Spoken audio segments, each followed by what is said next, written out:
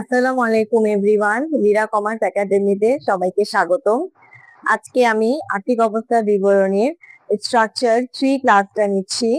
First ক্লাসে ছিল বিশদ বিবরণী, সেকেন্ড ক্লাসে ছিল মালিকানা সত্ত্ব বিবরণী এবং থার্ড ক্লাসে আমি তোমাদের আর্থিক অবস্থা বিবরণীর মানে মোট সম্পদ ইকুয়াল টু মোট দায়ের যে স্ট্রাকচারটা সেটা শেয়ার করব তোমাদের সাথে। আশা করি এই স্ট্রাকচার ক্লাসগুলো ফলো করলে তোমাদের আর্থিক অবস্থা বিবরণীর যে ল্যাকিংস গুলো আছে সেগুলো কিন্তু ফিল আপ হয়ে যাবে। এখন চলো ক্লাসটা শুরু করা যাক। আমি এখানে যেহেতু আমার জায়গা কম তাই আমি এই জিনিসটাকে একটু নিচে লিখে নিয়েছি, তো তোমরা কনফিউশন হয়ে যাও না। ওইটা জাস্ট তোমাদের বোঝানোর জন্য এই পোর্শনটা লিখা, এন্ড তোমরাও এই পোর্শনটা খাতায় অঙ্ক করার আগে এই জিনিসটা লিখে রাখবে, ঠিক আছে? দেখো আর্থিক অবস্থা বিবরণী বলতে আমরা কি বুঝি? আর্থিক অবস্থা বিবরণী বলতে যে একটি কোম্পানি বা একটি প্রতিষ্ঠান পুরো বছরে কত পরিমাণ মোট সম্পদ এবং মোট দায় কি সমান হবে, তাই না? এখন দেখো এখানে এ equal to L plus E. এ মানে সম্পদ, এল হচ্ছে দায়, আর ই মানে কি মালিকানা সত্ত্ব। ইও বলতে পারো বা ও ইও বলা যায়, কোনো ইস্যু নেই, ঠিক আছে? এখন এখানে এ সম্পদের মধ্যে কি কি থাকবে? সম্পদের মধ্যে থাকবে চলতি সম্পদ, দীর্ঘমেয়াদী সম্পদ, স্থায়ী সম্পদ। ক্লিয়ার? আর দায় ও মালিকানা সত্ত্বর পোর্শনে থাকবে চলতি দায়, দীর্ঘমেয়াদী দায় আর মালিকানা সত্ত্ব। যখন সম্পদ সমান সমান দায় আর মালিকানা সত্ত্ব, সম্পদ আর দায় সমান সমান হবে, তখনই কি আমার আর্থিক অবস্থার বিবরণীর অঙ্কটা কি একদম ফুলফিল হয়ে হবে, মানে পারফেক্টলি অ্যান্সার মিলে গেলেই অঙ্ক তোমার কারেক্ট। এখন দেখা যাক, আমি এই স্ট্রাকচারটা তোমাদের এখন বুঝিয়ে দিচ্ছি। দেখো, আর্থিক অবস্থা বিবরণী, বিবরণ টাকা টাকা টাকা 3টা ঘর দিবে, কারণ এর ভিতরে অনেক ক্যালকুলেশন করতে হয়। আউটার কলামে কিন্তু দেখো এগুলোকে আউটার কলাম বলে, আমি জানি না আগে বলছি কিনা, বাট এখন বলে দিচ্ছি। এগুলো একটা হচ্ছে ইনার কলাম, একটা হচ্ছে আউটার কলাম। তোমার যত টাইপের ক্যালকুলেশন আছে আমরা ইনার কলামে করব, এন্ড লাস্ট যে ফলাফলটা আমরা পাই সেটা আমরা সরাসরি আউটার কলামে নিয়ে যাব, ঠিক আছে? এখন দেখো দেখো এ এ মানে কি সম্পদ, ঠিক আছে? মোট সম্পদের পরিমাণটা আমরা আগে কি নির্ণয় করব। যেহেতু আমরা ফার্স্টে কি বিশদ বিবরণী করছি, তারপর মালিকানা সত্ত্ব বিবরণী করছি, করার পর এখন এই জিনিসটা শুধু আমরা কি নিয়ে আসবো, রা মেল থেকে নিয়ে আসবো, সমন্বয় যে পোর্শন গুলো আছে ওগুলাও আসবে। অঙ্ক করতে গেলে ইন ডিটেলস আমরা সবই দেখবো, বাট স্ট্রাকচারেও চেষ্টা করবো একটু টুকটাক শিখে নেওয়ার, ঠিক আছে? দেখো এখানে মোট সম্পদ দিয়ে আমি টাইটেল দিচ্ছি কি চলতি সম্পদ, মানে এই পোর্শনে আমরা শুধু চলতি সম্পদ গুলো আনবো। আমাদের অঙ্কে কি কি চলতি সম্পদ গুলো আছে সেগুলো এখানে নিয়ে আসবো। হাতে নগদ বা নগদ তহবিল, নগদ তহবিল নামে যে এন্ট্রি থাকবে সেটার মানে কিন্তু হাতে নগদ, তার মানে হাতে নগদ কি আমাদের চলতি সম্পদ।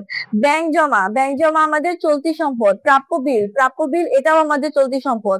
সমাপনী মজুত পণ্য, এটা সমন্বয় থাকবে এবং এটাও কি আমাদের চলতি সম্পদ। অগ্রিম খরচ, অগ্রিম খরচ বলতে আমরা অনেক সময় অগ্রিম বেতন বা অগ্রিম মজুরি এগুলো পেয়ে থাকি। অঙ্কে দেখা যাবে যে অগ্রিম নামে অনেক কিছু এন্ট্রি থাকবে, তো অগ্রিম এন্ট্রি গুলো অবশ্যই আমাদের চলতি সম্পদ। বকেয়া আয় বা প্রাপ্য আয় এটাও আমার কি চলতি সম্পদে বসবে। অব্যবহৃত মণিহারি, অব্যবহৃত মণিহারি এটাও তোমার সমন্বয় এন্ট্রি থাকবে, ওখান থেকে আসবে। তারপর দেনাদার, দেখো দেনাদারের যে সরাসরি অ্যামাউন্ট সেটা কিন্তু আমরা নিতে পারবো না, কারণ দেনাদারের সাথে কিন্তু কুড়িন বা অনাদায় পাওনা কি জড়িত। তাই অবশ্যই দেওয়া মেলে যদি কুড়িন বা কুড়িন সঞ্চিতি নামে নতুন কুড়িন বা নতুন কুড়িন সঞ্চিতি নামে কোনো এন্ট্রি থাকে, সেক্ষেত্রে কিন্তু আমাদের এগুলো বাদ দিয়ে নিয়ে আউটার কলামে যে অ্যাকচুয়াল দেনাদারের পরিমাণটা সেটা নিয়ে যেতে হবে। এর মাধ্যমে আমরা টোটাল চলতি সম্পদের যে ইয়াটা সেটা এখানে পেয়ে যাব। তারপর দেখো দীর্ঘমেয়াদী বিনিয়োগ, দীর্ঘমেয়াদী বিনিয়োগ মানে কি ইনভেস্টমেন্ট, মানে শুধুমাত্র বিনিয়োগের অ্যামাউন্ট এখানে বুঝবে। তারপর দেখো স্থায়ী সম্পদ, স্থায়ী সম্পদের জায়গায় আমি সকলের স্থায়ী সম্পদ সম্পদ এই জন্য লিখছি, এখানে আসবাবপত্র, যন্ত্রপাতি, অফিস সরঞ্জাম অনেক কিছুই থাকতে পারে, তাই সবগুলো নিয়ে আসবে। এবং যদি অবচয় থাকে স্থায়ী সম্পত্তির উপর, অবচয়গুলো বাদ দিয়ে অ্যাকচুয়াল যে অ্যামাউন্টটা সেটা আমরা কি আউটার কলামে নিয়ে যাব। তারপর দেখো ইজারা সম্পত্তি অবলোকন, এটাও কিন্তু আমার স্থায়ী সম্পদের মধ্যেই থাকবে। তারপর দেখো অলিক সম্পদ, অলিক সম্পদ এই দুটো একটু মুখস্থ রাখবে তোমরা। বিলম্বিত বিজ্ঞাপনটা এখানে আসবে, আর এটা হচ্ছে প্রাথমিক খরচাবলী রাওয়া মিলে দেওয়া থাকতে পারে, ঠিক আছে? যদি রাওয়া মিলে প্রাথমিক খরচাবলী নামে কোনো এন্ট্রি দেওয়া থাকে, সেক্ষেত্রে আমি আর্থিক অবস্থা বিবরণীর অলিক সম্পদ নামে কি এখানে অ্যাড করে দিব। তারপরে গিয়ে দেখা কতগুলো ধাপ করলাম আমরা। চলতি সম্পদের একটা অ্যামাউন্ট পাইছি, ঠিক আছে?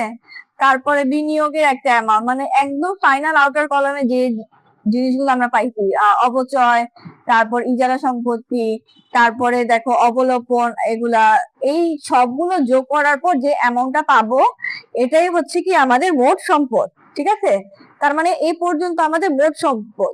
এখন একই ছকের মধ্যেই আমরা এখানে যেমন মোট সম্পদ লিখেছি, তারপর আমরা লিখবো মোট দায়, তারপর মোট দায়গুলো লিখবো, মালিকানা সত্ত্বগুলো নিয়ে আসবো, একই ছকের মধ্যেই সব হবে। এখন যেহেতু আমার জায়গা নেই, তাই আমি এটা মুছে এখানেই আমি তোমাদের দেখায় দিব যে মোট সম্পদ আর মোট দায় পরিমাণ মিল হয় কিনা। এখন তোমরা জাস্ট খেয়াল রাখো যে এই যে মোট সম্পদটা পেলাম, এই অ্যামাউন্টটার সাথে এই অ্যামাউন্টটা ধরো আমি যদি 50,000 পেয়ে থাকি, তাহলে এই মোট দায় আর মালিকানা সত্ত্বেও 50,000 টাকাই আসবে।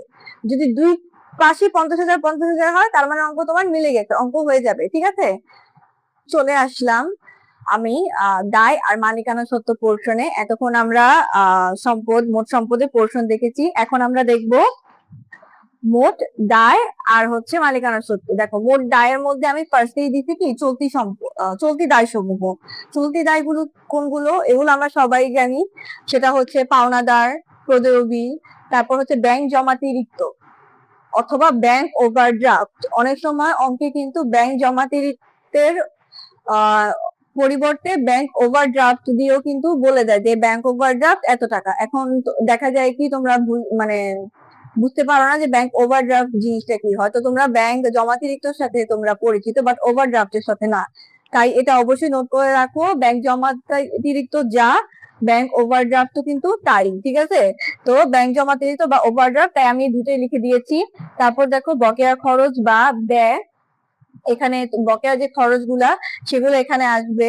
তারপর অগ্রিম যে আয় আর অনুপার্জিত আয় সেগুলো কিন্তু চলতি দায়িত্বে আসবে। ঠিক আছে, তারপরে দেখো দীর্ঘমেয়াদী দায়িত্বে কি আসবে, ঋণ, ঋণ, বন্ড, ডিবেঞ্চার, ঋণপত্র, বন্ধকি ঋণ, এই জিনিসগুলো আমার দীর্ঘমেয়াদী দায়িত্বে আসবে।